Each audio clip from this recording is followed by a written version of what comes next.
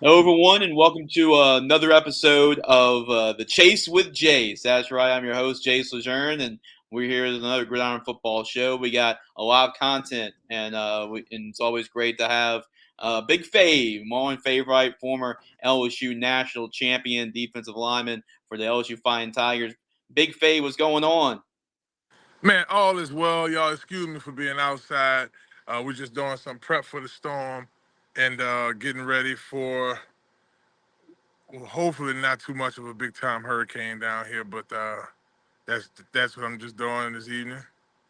Yeah, I mean, it's just like same old late August, early September. We get right into football season. We're waiting for football season for high school and college and NFL, and then you know Louisiana, of course, hurricane storms.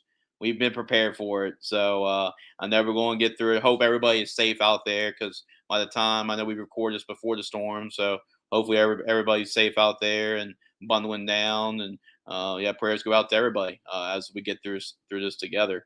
Fave, now I wanted to bring you on because I wanted to have a conversation because a big topic of conversation is the position that you played, which was the defensive line in the trenches, right? So the defensive tackle position, I mean, it suffered a big blow this past weekend when the Tigers lost Jacoby and Guillory out for the season, and it's really tough because Jacobian is just the leader of this group. You know, he's been there for a long time. He's the unquestioned leader of this defensive line. So it was pretty, going into the season. You knew about Jacoby and Guillory, and there's a couple other guys that you hope would step up. But how big of a blow is LSU losing a guy like Jacoby and Guillory? It's a huge blow to their front line. Here's a player that has had a significant amount of SEC snaps. You know, even Coach Kelly was candid about how much he improved from his first time being there. So, you know, you look at all of that, and with the new system having Coach Bowen and Coach People, you have a little more. And we saw it even in the first game against USC, where LSU looked like they improved in that area. So this is going to be tough. You're going to now, Sean Washington, he had most of those snaps. He took a lot of Jacobian snaps in the Nicholls State game. You still have a little rotation up front with some guys, but not much. So, you know, Coach Kelly may have to be forced to play Dominic McKinley really prematurely because you want him to get a year in the program and get going. But, you know, that's an area that, you know, this team had needed to improve for a while. And, you know, just looking at it from the perspective of, you know, next man up is tough. But, you know, I know Jacoby and personally, just a good kid, have really been waiting his turn. And, you know, LSU has been a roller coaster ride with defensive linemen. You know, last 2 years we had Jaquelin Roy, and in addition to Jaquelin, last year Mason Smith declared the draft, plus losing Jordan Jefferson off Mhm. that defensive line. It would have been great to have at least Mason Smith back, but, you know, that's what we have here. Yeah, and I got a chance to talk to a lot of LSU different guys about this topic, and you go into the season like I was out there at practice a whole lot, and appreciate Coach Kelly, for allowing us this access every day during on most of the time during fall practice, and I was I actually got a lot out of it, in terms of defensive line, and I thought Bo Davis was really working with them really well in fall camp and saw a lot of really good things. They're able to go up against that first string offensive line, do really well. But now with him going, you just mentioned it, right? Sean Washington has to step up. Gio Paez, you brought him over from Wisconsin, and he's in the starting lineup. So Brian Kelly said that there's going to be five guys that he likes rotating in that defensive tackle position, and Kimo Makinoe is a guy that's converted. So, what do you think about those options that you've seen so far? You've seen a lot of defensive line play. What have you seen from like Geo and Schoen and some of the other guys from through two games? I know it's only a small sample size, but Jalen Lee, guys like that. What are your thoughts on how they played through two games? Well, when you look at how well these guys played in that first game against USC. I mean, I kind of look at Nicholls State game. We were out of position a lot of times, particularly in Mhm. that first half. But this weekend is going to be the first real test for these players because you're going against a credible, hardworking SEC opponent in South Carolina who basically put a pretty decent whipping on Kentucky this past weekend. Mhm. So guys like Gio, I think so far in the season he looks good. I thought Sean getting in there, getting in the rotation was pretty good. You got Suds, you got Mhm. other couple other guys that may need to jump into that rotation. So I mean, this weekend will tell a lot. I do think that USC, particularly I know the defensive line put on some weight, but their Mhm. offensive line block exceptionally well, especially that fourth quarter. So here's going to be another test, an SEC opponent, and right now for LSU, is just using this week of preparation in the last few days to figure out which guy could go out and execute this week's game plan the best. I think Coach Kelly really has to take it week by week like that in regards to rotating guys in up on the defensive line. Right, and we're joined once again with Big Fav, Marlon Favorite, national champion, Super Bowl champion, great media personality. Is doing a lot of pregame stuff with Brand Taylor and Hunt Palmer, LSU Sports Radio Network. I listen to these guys all the time. It's great. Get that player, that angle right of because they've done it. They've done it. They've been at LSU. They played really well at LSU. So you get that perspective, so which is always great. So Fave, we talk about the inside guys, but Savion Jones is a guy I was really high on after fall camp, and I mean he got the better of like Emory Jones and Will Campbell every now and then, which is saying something knowing how good they've been in pass protection this year. But Savion Jones, the USC game, he was one of the bright spots defensively in that game, made a lot of big plays. What have you seen from Savion on the edge? Savion has really improved over the past 2 years. His first couple years, and I was uh, pretty candid with him as well when we spoke. He's very timid, right? Part of it's you're a young player coming in, and then the next year you're on a horrible defense trying to figure out your way. So now that I think what was important for him was to get the significant amount of reps needed to be successful now. You went through the storm. You went through last year, a lot of bumps and bruises. I think he's coached a bit better this year with Coach Bo Davis and Coach Kevin People on the front, that influence and it's showing in his game. He's playing with good technique. He's being an impact player. And I remember last spring I was on the sidelines talking with Jack Marucci. He was just Hmm. talking about a couple of the players, and he mentioned Savion. He's like, man, Fave, he reminds me so much of Tyson Jackson, and not only in his build but his personality. Don't say much, shows up to work, and with those qualities, you now look at another NFL drafted defensive end. It's just a Hmm. matter of time for him to continue to improve. But especially now, I mean, you have Swinson up front. You have other players that we lean on Geo to make a Hmm. big impact on that front line now that Ten Guillory's out. So I Yeah. think Savion's one of those guys to make that type of impact as well. Yeah, for sure, and he's in for a really big senior year. I mean, you really hope it for him. I mean, highly recruited out of St. James and has done a lot of really good stuff this fall. Yeah, and going back and looking at you have a relationship with Bo Davis. I know Bo Davis. He wasn't necessarily the defense line coach when you played, but I do believe he was a strength coach. Correct, Fave? Yeah, he was basically the assistant defensive line coach. Okay, okay.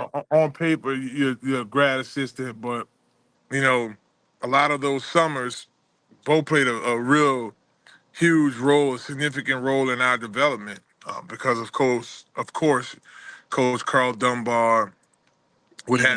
had to hit the road, and even in my freshman year, you had like Coach Travis and Coach Lance Nicholson having to hit the road, and that was Coach Bo right there, uh, working on our technique, getting us better. That's every summer, and even bringing in guys like Jarvis Green, Howard Green, Hmm. uh, Marquise Hill, Lord bless the dead. He used to always Yeah. come down, and they would basically go first to show us how to come out of our hips and how to hit the pads and make plays. And you know, to see his success after leaving LSU, because quiet as just kept.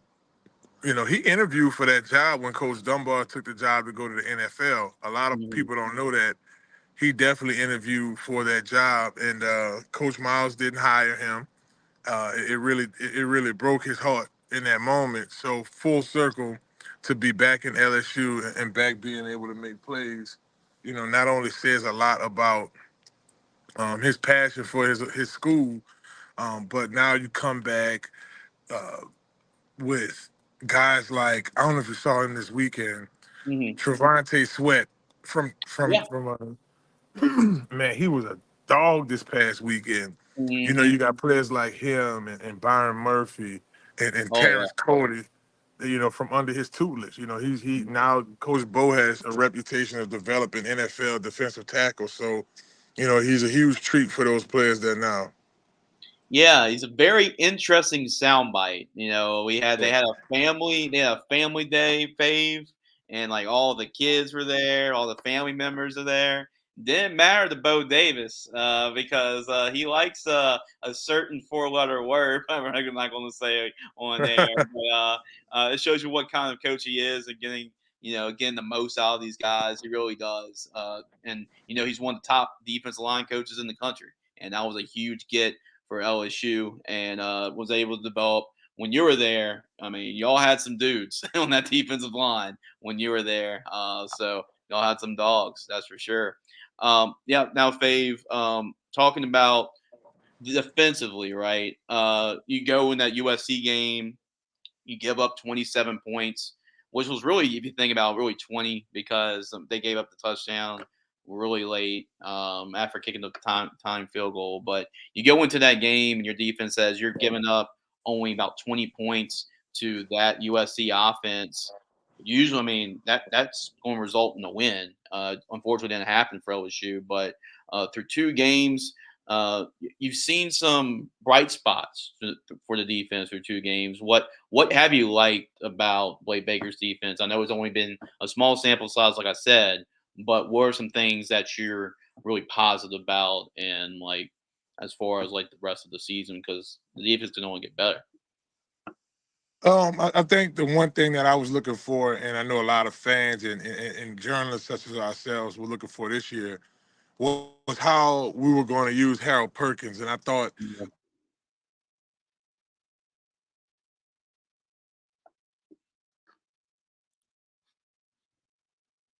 Yeah. yeah, I think one of the biggest things that stood out to me defensively, and when you look at most fans' comments, even us in the sports journalist world, was how LSU was going to use Harold Perkins this Hmm. football season. And I thought on a handful of drives, we used him the way we really needed to use him. And just thinking about this, he's a very interesting piece because the best way to use Harold Perkins is rushing after the quarterback and spying the Hmm. quarterback. Right. It was easier to do that with him when you were using him as a rover and just having to move around. But now that he has a much more significant role at linebacker, you take him away from his biggest asset, and that's Hmm. rushing. He has Yeah. to cover. So I think that's going to be one of the things for Coach Baker, and with the linebacker being the linebacker position, Hmm. being his area of expertise, just to continue to be creative with Harold Perkins, like that last drive Hmm.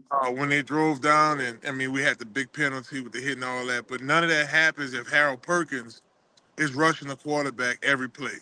That Hmm. drive right there, Harold Perkins, it's him and rushing the getting after the ball. And I thought we pulled him away from his biggest asset to the game. Another thing on the defense, I thought in the USC game in particular, can't really say the same thing about the Nicholls State game in that Yeah. first half. We were outflanked a lot. But in the Hmm. USC game, I thought the defensive line played much more stout. The Hmm. cornerbacks were consistent. This is year two for guys like Ashton Stamps. I think that moving Sage Ryan back to Hmm. safety and bringing Zay Alexander down in the corner, having him there is huge for the Tigers. So some room for improvement, but it's still some work to be done on the defense. Yeah, we're having a conversation about Harold Perkins. I'm glad you mentioned him. But he's just so good off the edge, right? And a lot of people are saying, okay, I know they're trying to make him a linebacker, prototypical middle linebacker, but just experimenting a little bit because Brian Kelly said in this week's press conference that they can go and play multiple DBs, right? They're comfortable with not playing, major every play or playing Ashton Stamps every play because you got some depth there. Now, do you think LSU could experiment seeing this as a possibility of maybe putting Harold in that like star type of role and maybe using because you're pretty good at linebacker with Witt, Weeks, and Greg Penn. Maybe do some kind of package where you have those two at linebacker and having like Harold Perkins as like a rover star type of role. I actually like that. I think that would be a strong point for him because you'll have the ability to move him around and still have your linebackers playing their traditional role. I think that's genius.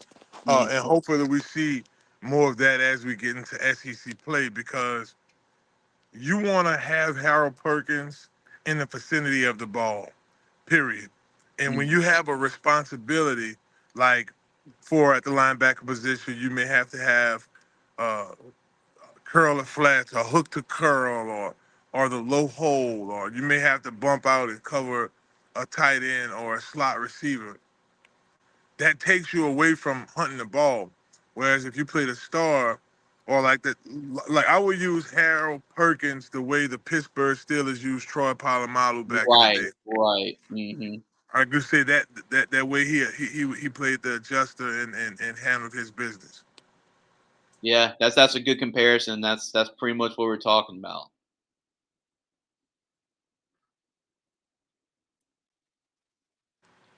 Yeah, I mean, like Harold Perkins, we talked about, right? I mean, using him in that Troy Polamalu type of role because he just has that instinct. You saw it like on the first drive of the USC game. He made a Troy Polamalu type of play, and you just gotta let him free. And that's let him be an athlete, and a lot. And sometimes that's where you get in trouble when you're on defense. You're just reacting when you're thinking, overthinking, and not reacting. So hopefully that's going to be the case with Harold Perkins. Now I know you're a defensive guy, Fabe, but we talk a little bit of the offense too. And the offensive line has definitely been an interesting topic, just because of what Will Campbell said in the USC game. Say, hey, it's going to be a long day, like for them. Like we're going to run the football. It's going to be a war. We'll be ready for it. Now, this offensive line has been fantastic in pass protection. I mean, I don't think Garrett Nussmeier has even gotten touch, if at all. But it's been like the run blocking has been kind of the conversation. Brian Kelly said, well, they're loading the box and they're playing cover one. And like, we're going to use these wide receivers, this deep wide receiver group we have, and we're going to use Garrett Nussmeier can throw it the football over the place. We're going to do that. But he also said if South Carolina only puts 3 men in the box, we're going to run the football. So, what do you think of Kelly's comments there? Do you think it's more of like LSU because of their low in the box and daring LSU to throw the football is why they struggle in the ground game with Nicholls? Yeah, the run game for LSU's offensive line in these first two games have been their biggest struggle. I mean, going into the Mm, season, we felt like the offensive line was that group that was in tag. That was the whole comment on Gary. It's going to have a clean pocket. I made this comment the other day, and I still stand on it because it shows so much truth. Jaden Daniels' ability to run at the quarterback position, mhm, the way he ran hid the run blocking ability of this offensive line. mhm, So if this was more of Leonard Fournette's offensive line, we mhm, probably would have been they would have probably been exposed. I mhm, don't think that they're a bad offensive line. I think that their best players are good at pass pro. They mhm. graded so high at pass pro. I think the lowest grade was Tyreek Adams at like 76%. Yeah. But everybody else in the pass pro 70 to I'm sorry, 80, 82. Mhm, They graded high. Whereas in the run block, I think the highest grade was like 67. That's mhm. bad. You want to be in the 70 percentile. So I know that was something that was addressed this week. and it's going to have to be about the scheme and the technique that the offensive line is using for a run block. If it's short yardage, don't shy away from going under the center. Mhm. I'm Yeah, just saying. I agree with you. Um, you know, it's no secret. If it's third and 13 plus, of course I'm gonna be in this 2 point stance. Mhm. But if it's first and 10, second and 5, no secret. Will spoke the trash. Let's continue to roll with that. Let's put our hands in the dirt and drive out at them. Mhm. Physical football. Nicholls State out physicaled us up front Mhm. for 2 quarters. Yeah. Really 2.5 if we being Mhm. honest. Right. Like was just, and I mean boldly, like shoving guys after the play and like and Mhm. on both sides for Yeah. our defense line and our offensive line. Mhm. It was a bad reflection on LSU. Now we know it looked good. I mean, you get the ball in them West Bank boys, they're gonna make it Oh, happen. oh Aaron yeah. Anderson and Yeah. and, and my main man Xavier Thomas. Mhm. He Yeah. played with my son at De La Salle for a year Yeah, and then John. We transferred got to John John Air, Eric. right? Yep. And Mhm. then he transferred to John Eric. So I Yeah. mean, sorry about that. These guys are playmakers. So you look at it. Sorry, my screen might be a little off. Um, No, you're good. You're good, the, Dave. these guys are playmakers. So I look at it from that perspective, and that's gonna look good. Like right now, if you ask me, what's the strong point on this LSU's team, I'm gonna say defensive end, Mhm. Yep. linebacker, Mhm. quarterback, offensive line. Then you kind of the DBs are straight. Like Yeah. the DBs in the line are in good hands with Allstate. I mean, Mhm. they all right. Yeah. And I'm not taking away from the good coaching on the offensive side of the ball. I think Mhm. when you look at Coach Brad Davis and Mhm. Frank Wilson, you know, Cortez Hankton, and Right. he have his brother Corday there, and you have Coach Salone. Like these guys are good coaches, but I've been down this road before, Jace. Mhm. I think Coach, I think Coach Doug and Coach Pivotal were Mhm. great coaches, Right. but Right. my last year when they were co-coordinators, Mhm. Yeah. it posed a problem. I mean, you can Mhm. feel it in the meetings. Am I saying that Cortez and Salone can't do this together? Mhm. I think they can. We've seen it with Denbrock there, right? Yeah. But when it's too many Chiefs and Mhm. not enough Indians, Yeah. signals could get crossed. So Uh-huh. is that what we're dealing with on offense? Because I mean, even with the decision making on special teams in the South Carolina game, I'm kicking the field goal. I'm taking those 3 points in the beginning of the game. Mhm. Oh yeah. I saw Oh that yeah. 3 points pop up so many times. Mhm. Yep. So those are some of the areas I'm looking at. Yeah, yeah, there's a lot of areas to work, look at for sure, and it was deja vu, right, from that first USC game, like Florida State. They go down the field, right down the field. Instead, they went for 4th down, and they didn't get it, and it was just like, oh, here we go again. It was like a deja vu type of feeling, and yeah, it's going to be interesting how that works with Hankton and Sloan and being co-coordinators and how that works. I mean, we've seen times it does work, and we've seen times it doesn't work. So it's going to be, yeah, that's going to be intriguing to watch the rest of the year.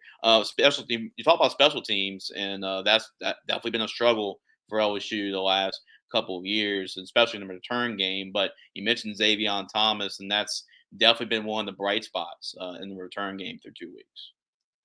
He has Xavier. We've seen him in high school. Every time the ball was in his hand, he was a problem. I think that was one of the biggest gets this offseason in the portal because he added that area is important.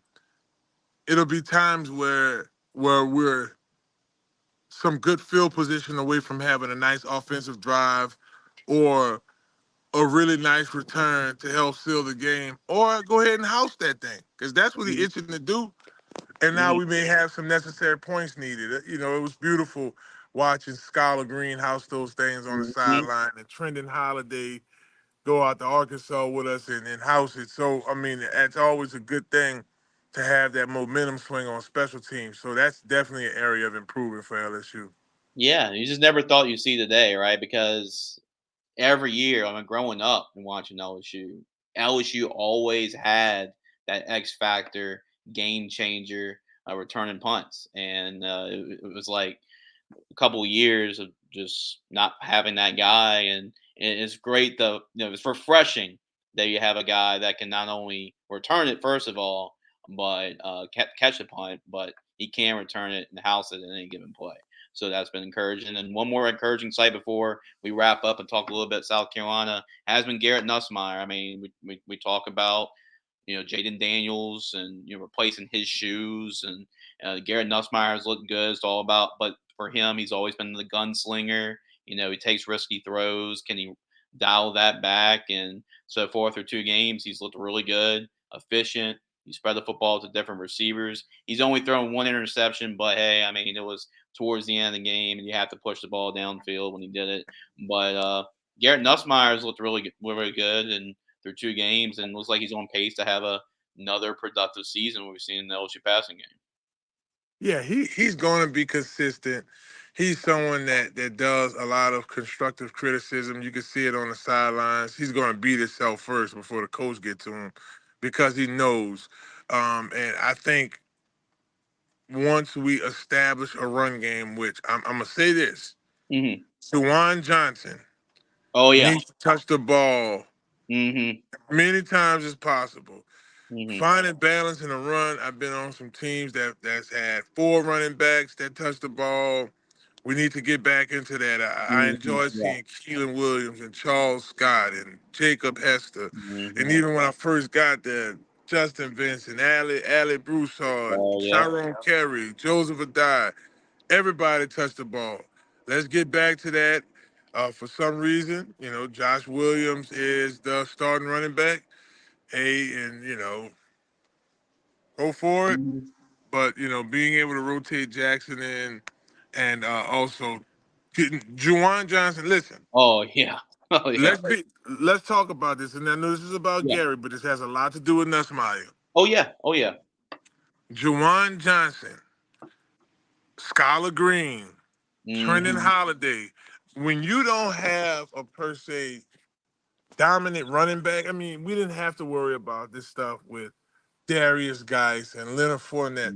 I'm Hmm. gonna be honest with you, Darrell Williams and Nick Yeah. Broussette. I'm just Yeah. talking in recent Yeah. years. Like Nick touching the ball, he touched a rack. Hmm. Darrell got a rack. Leonard was knocking on 2 racks if he didn't get it. Same thing with Darius Geis. So Yeah. my thing to that is, who's going to be our next 1,000-yard athlete that touched the ball? That's not a Hmm. wide receiver, Yeah. and that's Juwan Johnson. It may because the kid, he's an athlete now. Hmm. I had a nice conversation with Cupid Shuffle about this. He been raving about Jawan for the longest, and I saw the kid Oh from yeah. Lafayette Creek. Oh, I'm telling you, Big Fav. Oh yeah, my boy. I'm telling you, man, he gonna be this and that.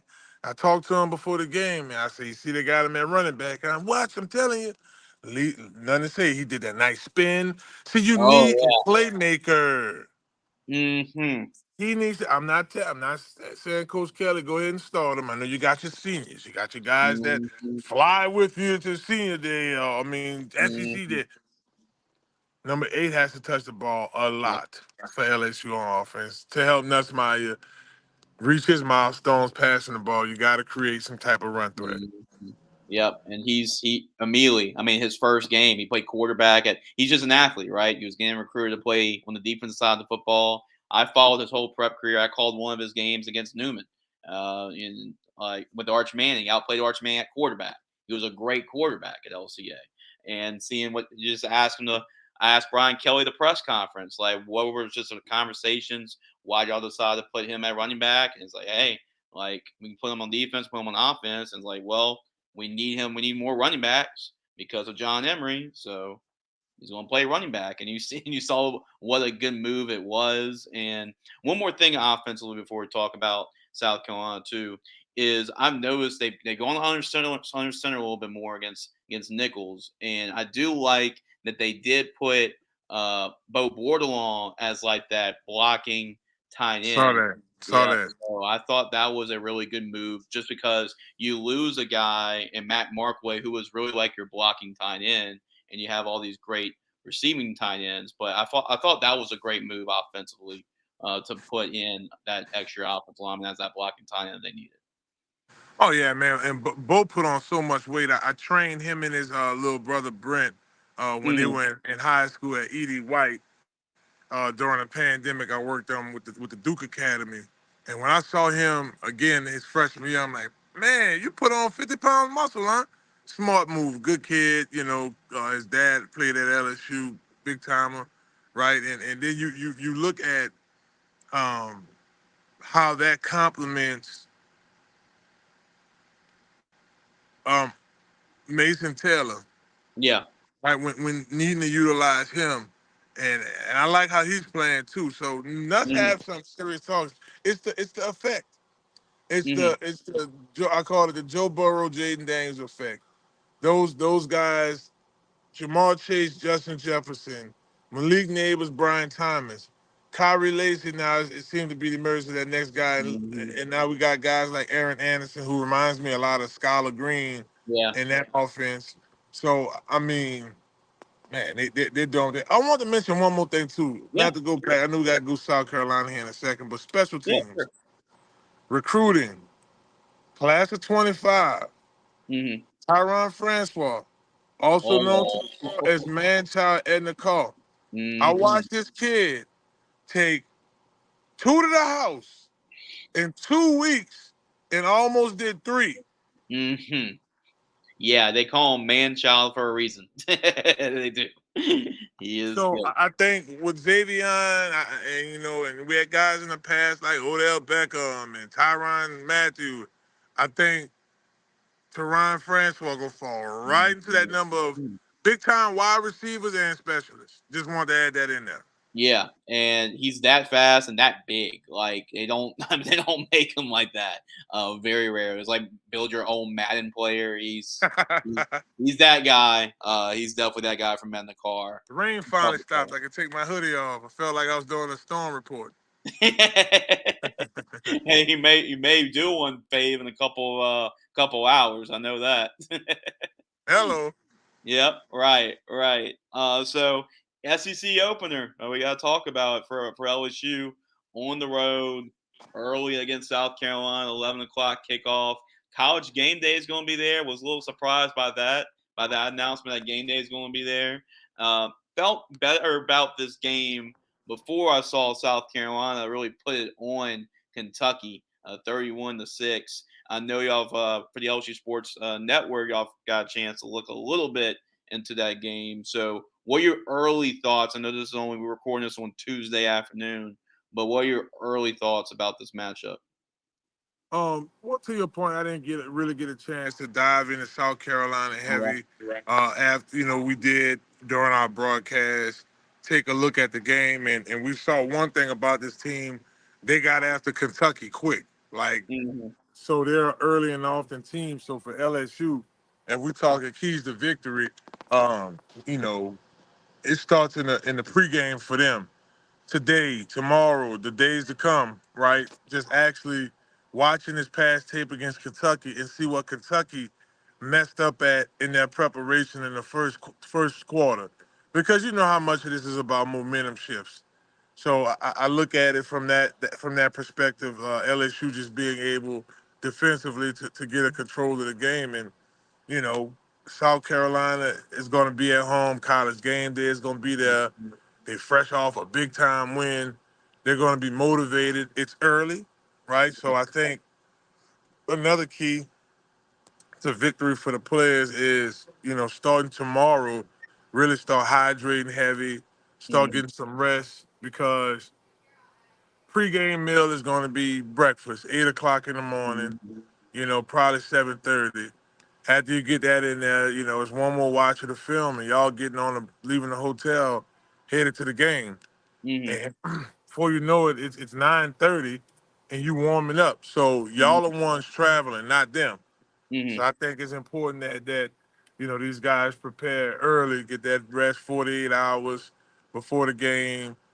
Game plan. The coaches got that, so execute it for the players. And like I mentioned earlier, just being able to, get ahead of South Carolina. Don't let them get going early. Yeah, and as a former player, I definitely want to get your perspective on this. But when you played at LSU and you get ready for these early kickoffs, what I mean for you, does it change like anything for you, or is it just like just get ready? I mean, you're playing a game in the SEC environment. Is it the same type of feel for you, or is just like it's an early kind of kickoff, and sometimes you kind of lag a little bit, or just what you thought about those early kickoffs as a player? Well, the preparation is all the same. I have my routine. I go over my tape the night before. Eat my little caramel cookies from La Cook Hotel. Get that going, and then get up the next morning. I always like to get the coaches have the papers that they hand out with, the last minute notes, and I like to just go over those last minute notes just one more time, and just keep that routine going. Now, what throws it off with these early games is that they early games, so Mhm. the routine has to kick off earlier. So I know for a fact I'm not going out Thursday night. I'm gonna get some rest, get off my feet, maybe catch a movie, watch some film, just try to key in that, like, those last two nights, like that Thursday night and that Friday night is when you really kick in the film study, especially that Thursday, because okay, we've watched film before practice, we've watched the film of us after practice, and watch a little bit more of the opponent. Mhm. We used to get those DVDs from Doug. Me and Tyson Jackson to take those DVDs, man. First thing we do, we get home, get settled, and we watch it, and we start, taking notes again. Just Mhm. staying on top of your game. And I think that players really take. It's a boring approach, but if they could Mhm. take that approach, I think subconsciously something that they saw that they may have forgotten clicks on in the game, and that's how you make plays. All the greats said, Ray Lewis, Yeah. Ed Reed, Tom Brady, Drew Brees. These dudes watch a lot of tape. Mhm. Yeah, yeah, that separates really from the good players from the elite players, the great players, and in preparation, and that's just constant. No matter who it is, no matter what sport it is, that's what separates the good from the great and the elite. Yeah, Fave. Just what do you think? I mean, about this LSU team going into Saturday, 11 o'clock. Brian Kelly's been actually really good at LSU of going on the road and playing these early kickoffs. Mississippi State, Missouri, and they've won a lot of games, even though like the odds are kind of against them in the morning on the road. Uh, what do you think? How do you think this LSU team's going to perform on Saturday? I do think we win. Um, it's going to depend on a number of things. But if you look at this scenario, we lost to SC. So to LSU, we hadn't won a game yet. And Hmm. you got Right, you right. basically got embarrassed last week by Nicholls State. You beat Nicholls State, but Hmm. you got embarrassed. They Hmm. had as no such thing as moral victories in sports except what they just did. Hmm. Like, that was a Yep. moral victory. And the team felt that. Coach Kelly, this is the most intense we've seen him in the last 2 weeks. Just Hmm. being upset about how things have been going with this team. So I honestly believe that with those things, LSU should win this game because we have better players, right? But I do think we could catch South Carolina on a little still drunk off the win. Hmm. Right? Yeah. They Yeah. blew out Kentucky. Nobody expected it. Um, they're looking at this LSU team. Man, they barely could beat the FCF school in their state. It's a perfect opportunity for the LSU players to really say, "Hey, we LSU," and go out Mhm. there and get a much needed win on the road. Yeah, take their frustrations out, because it's been a kind of a rough couple weeks, and this is a perfect opportunity for LSU to make a statement and say, "Hey, we're still here. We're going to be in the thick of it. Like these last 2 weeks aren't going to be who we're going to be the rest of the year. And that's the beautiful thing about this expand playoff, about college football, is that like you can get better. You are allowed to get better over the course of the year, and LSU has a chance to do that in the next couple of weeks. Fave, I appreciate you spending some time with me. I know you're getting ready to bunker down the storm and spend a couple of minutes with me, so I really appreciate it. I know Fave's a man of many talents and many wears many hats. Fave, talk about what's going on. You dropped a new album out as well, I believe, and talk about what's going on ESPN New Orleans and LSU Sports Radio Network, all the stuff that you're doing. Well, all that you mentioned, man, I'm loving this. Year 8 with LSU Sports Radio, me, BT, and Hunt. And of course, we got the travel crew, Chris Gordy. Gordy Mhm. Rush, Chris Blair, and now Jacob Hester filling in for Doug Morrow. So even Brain at the studio. So, man, that's the LSU fam. We're going to enjoy. We're actually headed to Lake Charles to the Kashada Hotel and Casino Resort. We're gonna do our pregame from there and postgame from there. So I'm excited about that. And then of course, Inside the Trenches on ESPN New Orleans here at 100.3 FM. I have my show on Monday nights. We do select Thursday nights for like special games, but we recap high school football. We go through the NFL. All the fans like for me to talk Saints and then LSU, so we do a lot of that. My bad, excuse me, on there. And of course, man, I've been doing music since Hmm. I can remember, but I've dropped my second solo LP. It's titled Lover. Kind of Okay. got out of my comfort zone with this one. Hmm. The entire album I'm singing. Okay. So usually I mix it up, do like a little bit of singing and more heavier rap, like on Baller Hmm. Broadcaster. But I Right. encourage all your followers, man. They can go to Apple Music or wherever they stream music. Just type in Big Fave, and my entire catalog, recent catalog, will pop up. If you want to check out the Black Venom stuff and the LSU stuff, I don't have any of that on the stream, but it's on YouTube. But man, I appreciate you for allowing me to promote my album. Oh, absolutely, Fave. I mean, I'm gonna call you like the Taysom Hill of LSU sports media because I I mean take it. he played great player, national champion player, analyst, broadcaster. Then we got artists as well. So I mean, what can't Big Fave do? Man, I'm thankful, brother. I'm so thankful. Absolutely, Faye. Appreciate you for joining me. I know we'll catch up every now and then. I know we see each other all the time on Saturday nights in Death Valley. So looking forward to catching up with you maybe later down the road this season and give your thoughts on the Tigers. But appreciate you. Hopefully you and your family stay safe throughout the storm. And looking forward to another episode. We'll see how the LSU Tigers handle business against the South Carolina Gamecocks this Saturday. We'll catch you next week on another great episode of the Chase with Jace.